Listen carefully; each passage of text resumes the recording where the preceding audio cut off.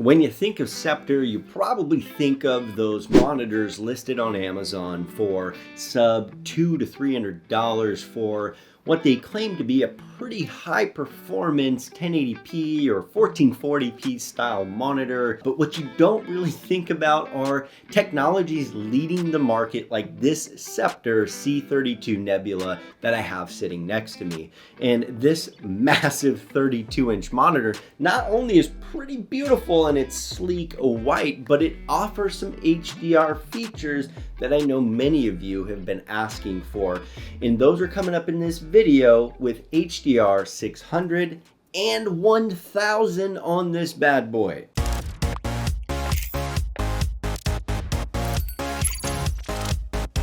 So before we get into the specs, you guys, I'm actually very happy that Sceptre sent me this monitor, but I do have to disclose that they sent it to me. They didn't ask for anything in return, and in fact, I do have to send it back to them after this video, so I am giving it a fair shake.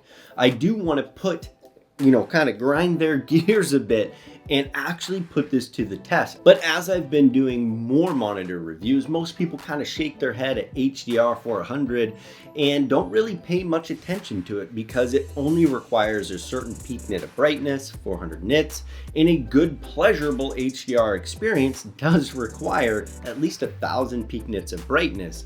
For example, OLED is about 800 to 1000 peak nits of brightness.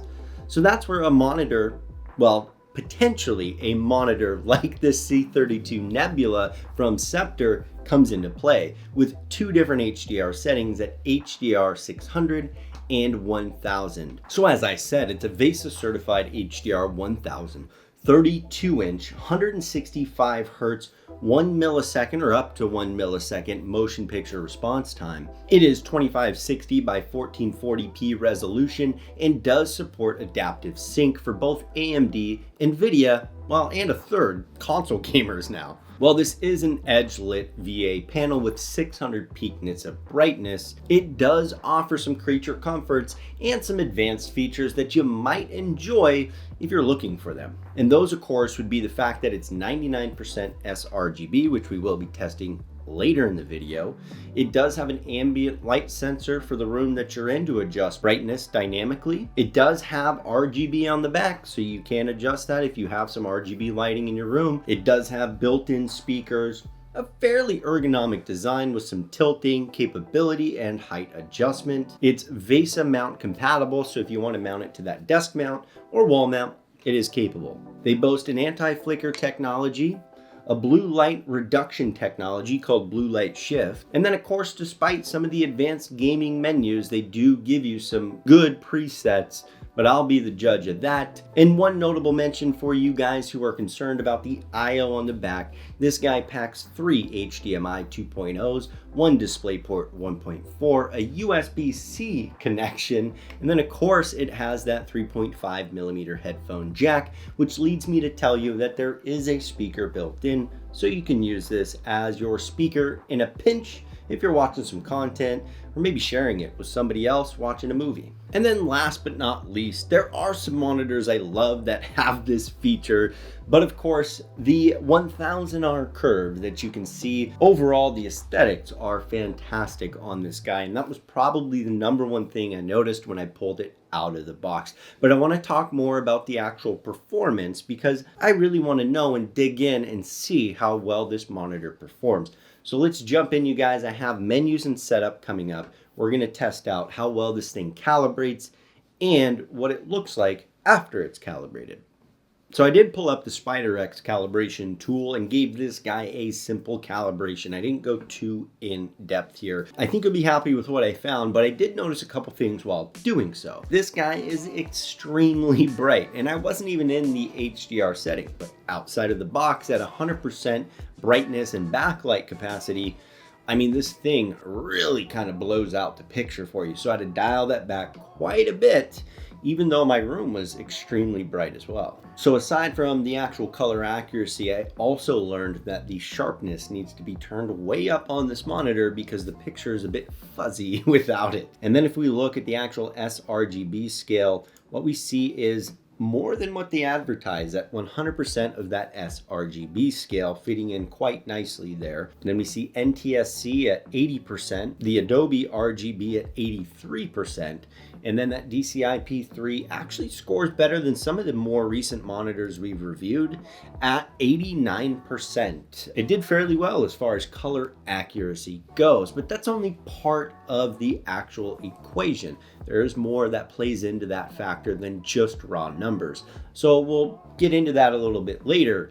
And I am going to be dropping a different video about a full calibration on this monitor using the SpyderX. So if you'd like to see that, hit subscribe on the channel right beneath this video, hit that notification bell, all notifications, and when that video drops, you'll see it pop up on your phone, or it'll tell you in your subscription feed when we've launched a new video. Now, the last thing I wanted to test, and I always test this, right, is the gray uniformity. Just kind of taking a peek here, looking at that gray uniformity, it's not too bad. But then we kind of get into the gradient, but we notice a bit of banding. Like, it's not a perfect gradient. It's not bad, but you do see that banding right in the middle rather than a nice smooth transition to that deep dark black. So I won't go too detailed into the menus here, but I do have some notes that I wanted to give to you guys just so you know what to expect when you open this guy up and start to calibrate. First off, do not use the presets. They are pretty washed out and they really aren't that great. You're gonna have to go in and do some calibration on your own. The adaptive backlighting, the DCR, does actually work, and I turn it on and off. I notice a difference. It actually gets brighter and then dimmer, and brighter and then dimmer. The problem I have with that is if you're playing one particular game, it might change on you throughout that game, or if you're doing any type of workload, it could change depending on what you're doing. Not to mention, it also eliminates the ability to control contrast and brightness. Now, of course, the last thing I'll mention is the HDR 600 and HDR 1000. It absolutely adds a level of brightness and clarity to the display. I'm actually using HDR 600 right now. I don't know if it's a 100% benefit. We are going to explore that later in the video, but as you switch through those menus, it is going to flicker that screen. That's just it switching to the high dynamic range.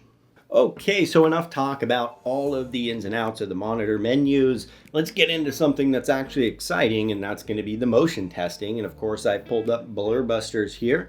We're going to check out just kind of the standard. This is, I've done a simple calibration using the SpyderX, and then I pulled up Blur Busters and just kind of left everything else the same. I believe my pixel response rate is on the medium setting, and I have adaptive sync turned on.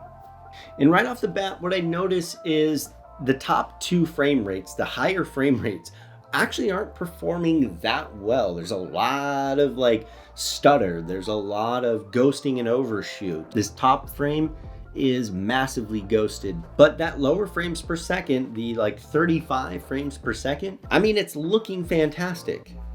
Okay, and on to the world motion blur here. Getting a bit of mixed reviews, mixed signals on this particular test. Now, as I pause, I've zoomed in a bit. We can see that our top frame here is actually the lower frames per second, while the bottom is 165 frames per second.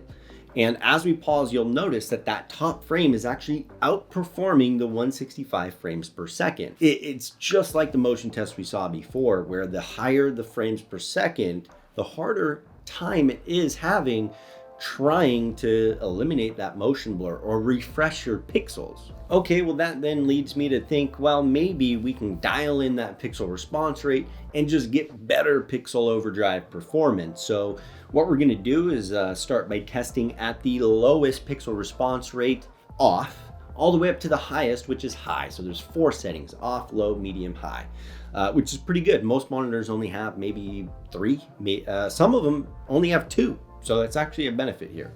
So off being the target, it looks very smooth. Just kind of looking at it, you wouldn't notice any type of motion blur. But as I pause, we do see a bit of overdrive in the highest frame per second and then ghosting in the other 2. So it's actually performing a little bit better with this off than it was in that original test. So we're gonna bump that up to the low setting, giving it just a notch below what we saw in the first test. and a step above the previous test here. And we pause, and what I notice initially is we're seeing a bit of smearing happening here in pretty much all of the frames. Not so much on the top, but definitely on the middle and the bottom. I'll be honest, VA panels are known for smearing, so that's just one of the downsides that you get with VA. So bumping it up here to the medium setting, maybe we can get rid of that smearing that we saw in the previous test. You know, I'm noticing a bit of stutter just off the bat. So I don't think this test is actually going to turn out as well as we'd hope. It isn't as bad on the smearing through and through. The bottom frame rate is actually looking better than it did on the previous test, while the middle still has that smearing effect. And then the top frame, it's not as much smearing, but a ton of ghosting going on. Okay, this is seriously our last shot at figuring out the motion here. Now again, we all know VAs are not going to be as good as IPS pound for pound. Diving in, it does look smooth initially. And I pause and I zoom in, and we're actually getting a reverse effect here. The reverse effect is there's not quite as much ghosting happening. It's actually refreshing that pixel much, much better. I would probably say this is your best bet for high frame per second gameplay. What do I mean by that? Anything that's over like 100 frames per second, 120 frames per second, you're going to want to be on the high setting here. If you're under 120 or 100 frames per second, you're probably, in my opinion, going to want to leave this off. So as always, synthetic benchmarks are not really the telltale sign that a monitor is either going to be extremely good or extremely bad. You really have to get into some real world gaming, and that's why I love to game on the monitors I review on the channel. So what I have here lined up is my usual suite. However, because this is a 1440p monitor, and I know that many of you guys probably aren't going to be using a 3090, maybe some of you, but not all of you. You're probably using something similar to like the 5700 XT, a couple years old, but still a good GPU, but you want to know how well it's going to handle this. So I have a series of tests set up using the RTX 3090 and the 5700 XT to just test how the frame rate and motion and overall color capability works. So I'll call it out when we get to that point, but we'll jump in on a bit of Warzone here. Initial thoughts here. Color-wise, this guy is accurate. I mean, the detail you get in the water, the little steeple here, the brown in the brick, it looks really good. The pavement, the green grass, you know, the gray rock, it does all pop.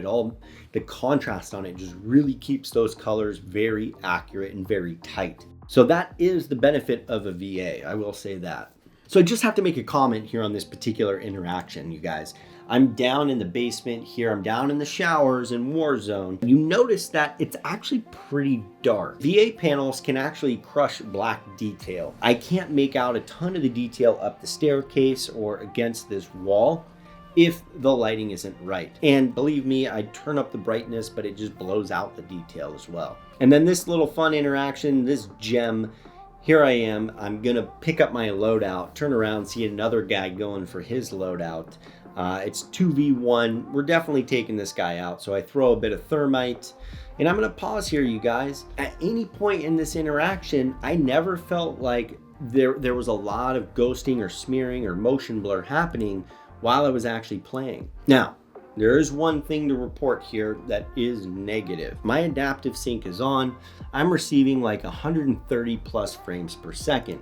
I do a quick turn, just a pivot move. I'm still at 134 frames per second. Here we see two vertical lines here that have actually torn. I've noticed this from other monitors as well. Don't know if this is monitor specific, but I do have to mention it because I did experience it. So at this point, things are kind of looking down on this Sceptre C325B Nebula, and I wouldn't be doubtful if you were thinking right now, well, I don't know, this probably isn't the right monitor for me, but this next bit is probably going to change your mind just a little bit, I believe.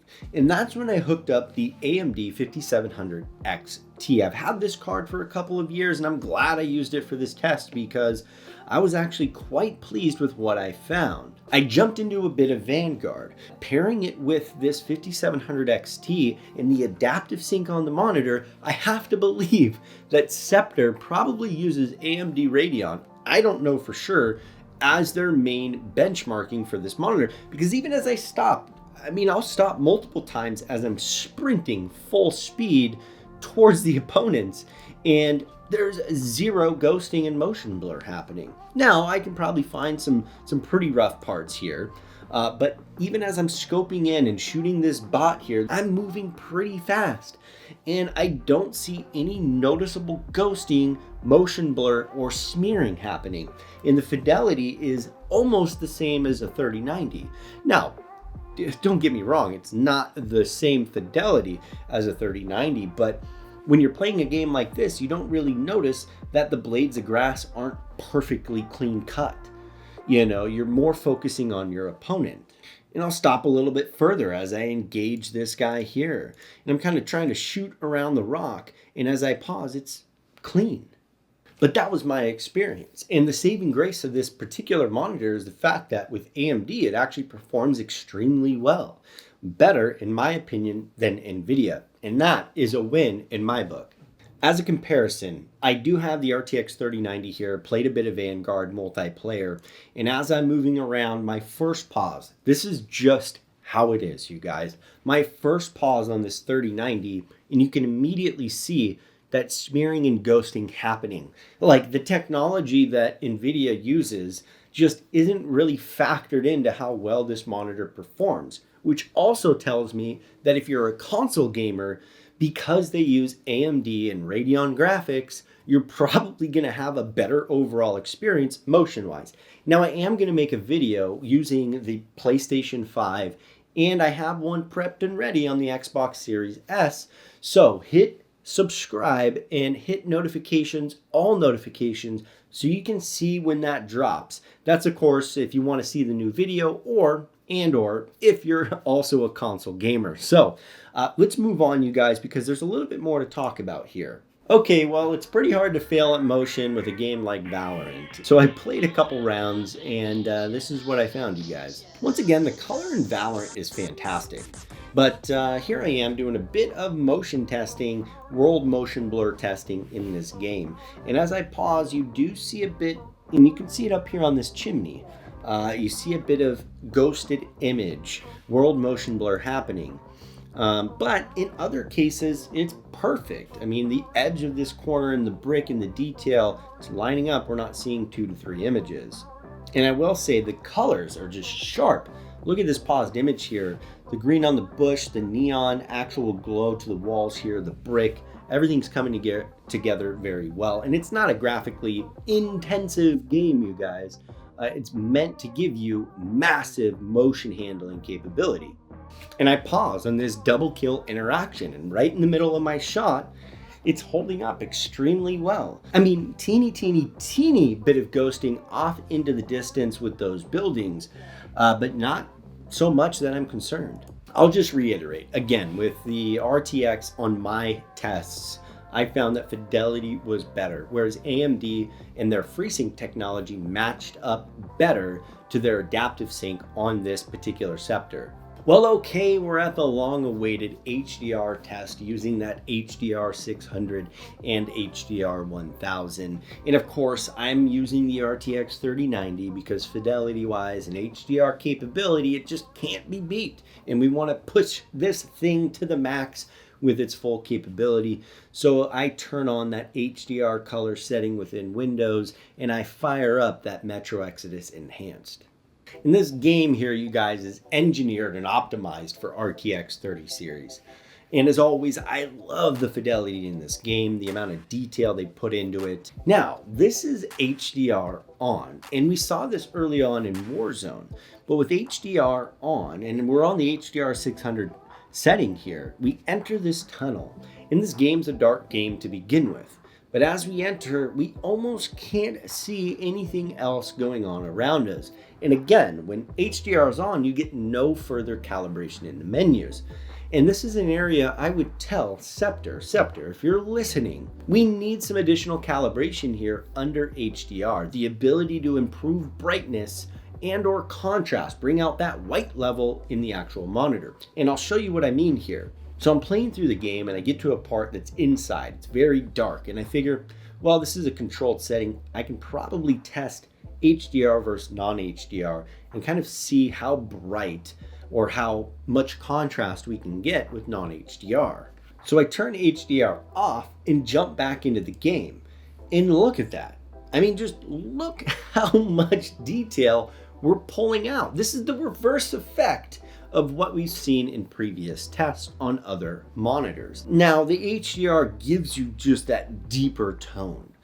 It gives you that almost realistic feel, but it goes a step too far. Whereas standard SDR, standard dynamic range, also goes too far in the other way. There's almost no depth in the color here, and there's no shadow where you would believe there should be shadow. Like a nice mix of the two would be the best overall outcome. Now, technically speaking, the monitor is still on an HDR setting.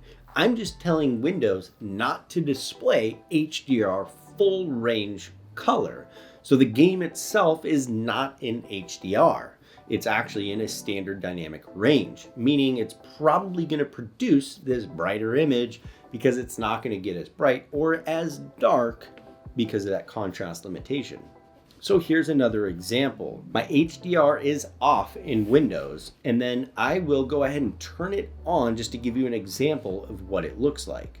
Now there's something to be said here because again, that depth in color you get is fantastic. I mean, just the gray and the detail that it's able to pull out in the clouds is good, but it is crushing the detail very much. So to conclude my testing on this HDR performance, what I would tell you is if you do get this monitor and you want to utilize that HDR feature, turn it on the monitor, but don't turn it on in Windows. It will actually give you a higher contrast than any of the standard presets. Like I said, I'm actually using HDR right now to showcase this video, but the Windows HD color or HDR is off. It's kind of like upscaling a 1080p resolution to 4K. It's just going to display as if it is receiving that full 10-bit color depth, although it's actually not.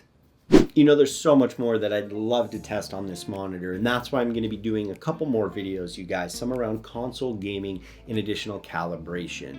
I want to thank Sceptre for sending this over, and also thank you guys for watching and supporting. Whether you're buying or looking at a Sceptre or not, I appreciate those of you who have subscribed to the channel and continue to come back and watch these and give me good feedback. Let's move into and wrap up with some of the downsides, some of the upsides, and whether or not I would tell you to rush out and buy one of these. So I think the first is pretty obvious when it comes to downsides, and that's the fact that with Nvidia, the overall motion capability really, to me, wasn't fantastic. It wasn't bad. I've seen worse, that's for sure, but it was not 10 out of 10 great.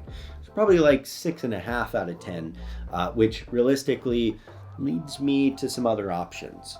So the next downside is absolutely going to be that HDR performance. Don't get me wrong, with HDR off in Windows, the preset itself, both on HDR 600 and 1000, does add a level of color pop. If there were more advanced calibration menus in HDR settings, this would be probably the best HDR that I've ever experienced on a gaming monitor that I've reviewed on the channel.